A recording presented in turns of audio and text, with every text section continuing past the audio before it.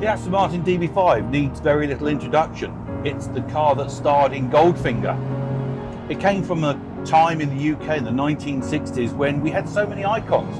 The Beatles, Concorde, and this car, which obviously made James Bond so very, very famous and enhanced Aston Martin's reputation, which we still enjoy around the world, which is why our modern cars take so many of the styling cues from this car, from the Aston Martin DB5.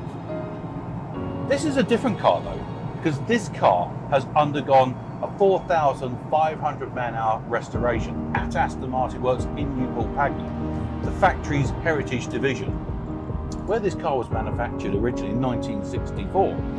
And the lovely thing with this car is it's actually being restored to its original specification. Caribbean Pearl was its original colour, with the navy blue Vomol Connolly hide. The car's also matching numbers, which is quite unusual. A lot of DB5s over the years have lost their original engines, which is something you just can't get round. Once an engine's lost, the chance of finding that engine again is actually remote. But this car's still got its original matching numbers engine, which is a lovely thing to have.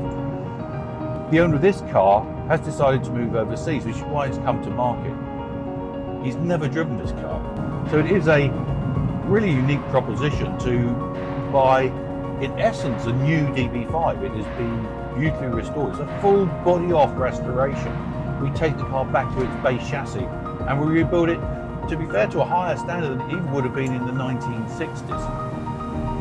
Great opportunity, and one that doesn't come up very often.